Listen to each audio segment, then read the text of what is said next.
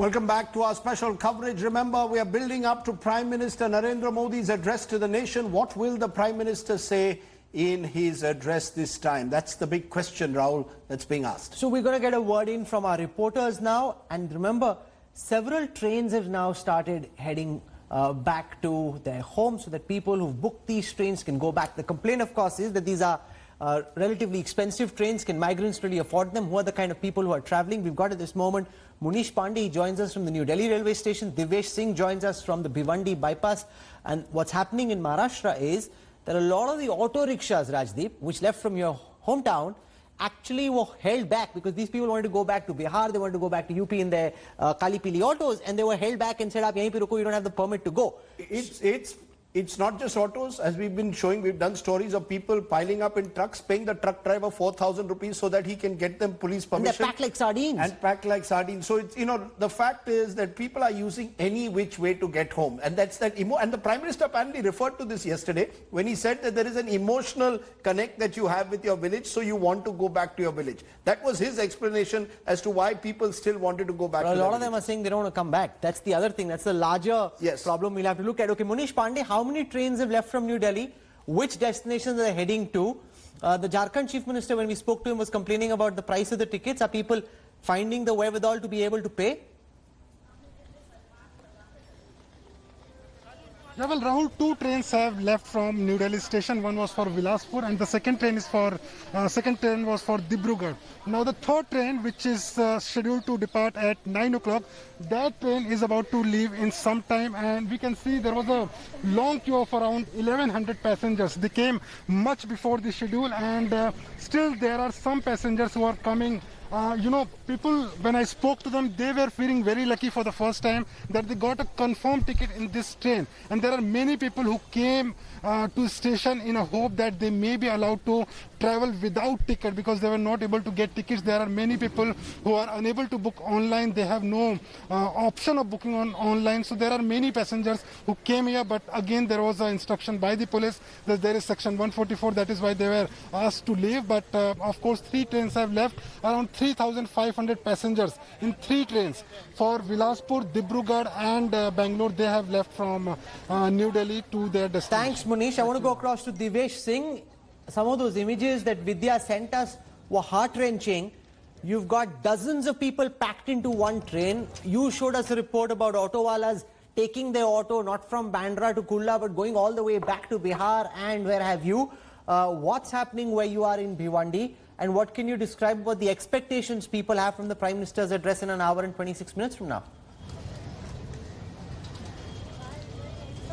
Rahul, right now I'm at the Bhiwandi bypass and I would just ask my camera person to zoom in, just pan and show there are hundreds of migrant workers over here. This area has turned into a bus depot or kind of a junction where hundreds of migrant workers are waiting. You can see there is a queue of more than 70-80 trucks over here. Hundreds of trucks have already left this morning, this afternoon, and these migrant workers are now waiting. There are various trucks which have come all the way. They have come empty from UP, Bihar, Madhya Pradesh and even Gujarat. So these migrant workers are now going using this transport, trucks as a transport to reach their respective native places. They are ready to pay anything between 3,000 to 7,000 rupees. You can see over here, there is a family which is waiting for a truck which will take them to Uttar Pradesh, their respective native place in Uttar Pradesh. Let's speak to some of them and try asking them what is the kind of expectation that they have from Prime Minister Narendra Modi. आप उत्तर प्रदेश जाने के लिए रुके हैं? आप बता सकते हैं आपको क्या एक्सपेक्टेशन है? प्रधानमंत्री नरेंद्र मोदी आज संबोधित करने वाले हैं कंट्री को. अभी ये तो नहीं मालूम क्या करने वाले हैं, मगर जो भी कर रहे हैं बहुत गलत कर रहे हो. ये पब्लिक आम जनता जो है यहाँ पे ट्रकों से और पैदल साइकिल और जो बाइक से आदमी जा रहे हैं, एक्सीडेंट हो जा रहे हैं, मर जा रहे हैं और भूखे प्यासे जा रहे हैं. कोई किसी को तवज्जो नहीं दे रहा है. सबको तकलीफ है. इतनी तकलीफ है कि उनको अपने सोचना चाहिए कि अगर हम अगर बैठने जा रहे हैं क्यों हमारे पब्लिक के लिए क्या सोच के बोलना चाहिए. उनको ये तरीका नहीं है. मगर अभी पब्लिक अभी क्या कर सकती है? प्रधानमंत्री हो, उनके खिलाफ कोई ज़्यादा बोल भी नहीं सकती है। You can see, Rahul, over here, people are very upset also with the administration, with the government. They are asking for relief so that some trains, regular trains could be started so that they could reach their respective native places. This particular truck has just arrived from Uttar Pradesh and it will be ferrying migrant workers to Basti and Gorakhpur district. You can see over here, many of the workers have already climbed up into the No, so can our carriers camera over person here. go in? Is that Sir, possible? kahan ja rahe hain aap? No, one second. Divesh. Can you and the camera person get into that truck, please? I want our viewers to see what's happening. See if you can jump in. Get the camera person to go in as well. Let's show our viewers what's happening because I think India needs to see this.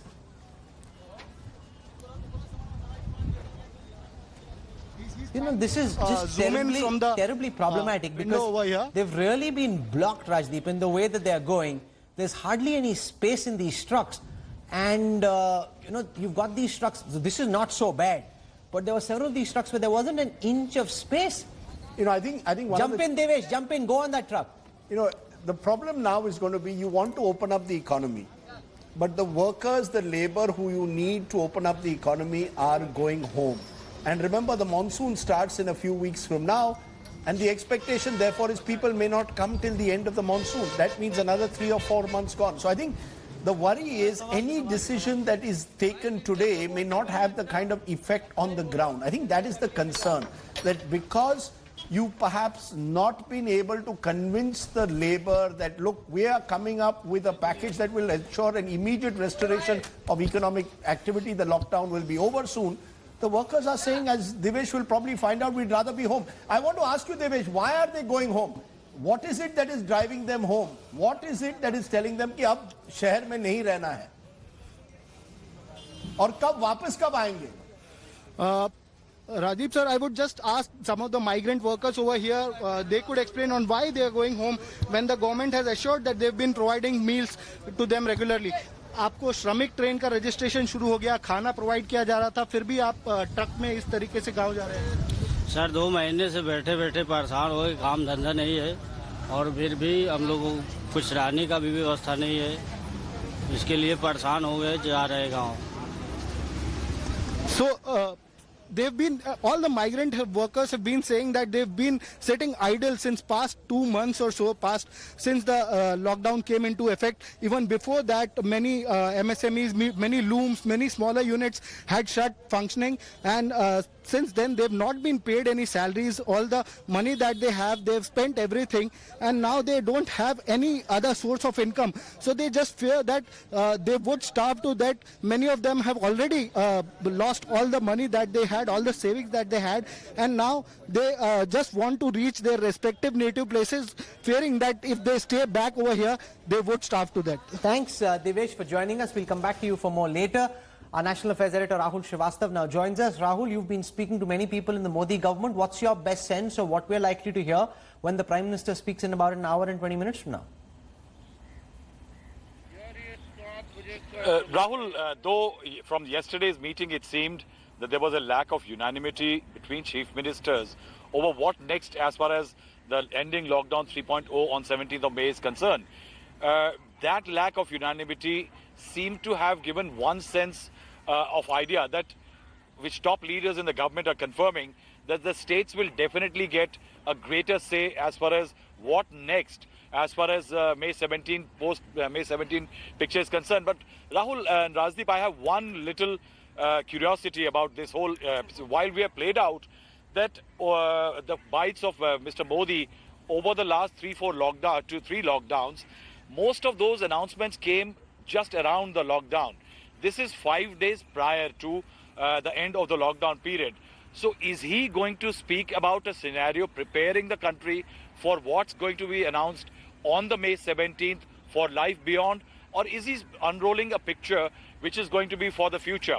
Yes, there are challenges. He's going to talk about the migrant issues, the rural push, the need for revival.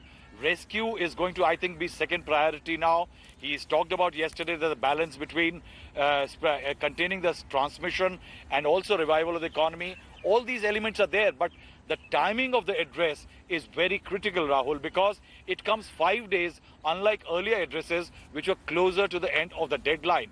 And I think that is why he might even use this opportunity to do something which he has done in the past to generate public opinion. Right now, there is no clarity or unanimity among chief ministers. They have divergent views. Will he go to the public and ask them what exactly should be done, what exactly can be done, or maybe build even a wider nationwide consensus as far as the picture post May 17th May is concerned? So Otherwise, are you yes, telling me, definitely states are going to get a better say. Sure. Up to now, it's interesting that in all his speeches, he's largely given the big picture. And he's tried to, in a way, mobilize people to sort of participate in the lockdown. Whether it was through the Tali Thali, the Janta curfew, the candle lights, all of which was to generate, in a sense of unity, of solidarity. I just want to understand the detailing, therefore, presumably, very quickly, Rahul Srivastava, will again be left to the chief ministers, is it? The actual detailing of how you go ahead beyond the 17th of May. Can we expect this time greater autonomy, which is the new buzzword, for chief ministers to decide how to actually plan or prepare an exit plan? Rajdeep, when the first lockdown was announced, the picture was lock down the nation for containment. And I think we have moved from that period to a time where it will be lock down the containment areas and maybe start moving ahead with life and economy as far as the rest of the country is concerned. But the centre doesn't do it sitting it in Delhi. There was a great amount of demand as far as this picture is concerned of how to create these zones, with Punjab and several other chief ministers saying, leave this division bifurcation to us.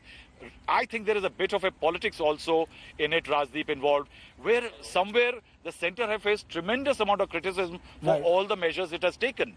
And it was the chief ministers who have blamed the centre that the lockdown has created economic distress. So now if the chief ministers are asked for deciding which way the country will go, which way their districts will go, whether things will move between districts or between states, I think that could well be the next step. But there's a flip to that as well, Rajdeep, and the flip is this, that chief ministers across states have worried that later the BJP will say, jab tak hum the, dekho humne tight kiya, then we gave you deal, you asked for autonomy, we gave you autonomy, now you see you created a royal mess. Now don't blame the Prime Minister, don't blame the BJP, it's your fault. Some opposition leader, Jairam Ramesh, tweeted that, saying that the Prime Minister wants to take credit if the lockdown is seen as a success. If some things go wrong, you blame the state. It's already happened with train services. State governments are now complaining, saying, why should we be paying for these trains? The fact is, these are Indian citizens. It's not about being from Maharashtra or Bihar or UP. And the other point, Rahul, is resources.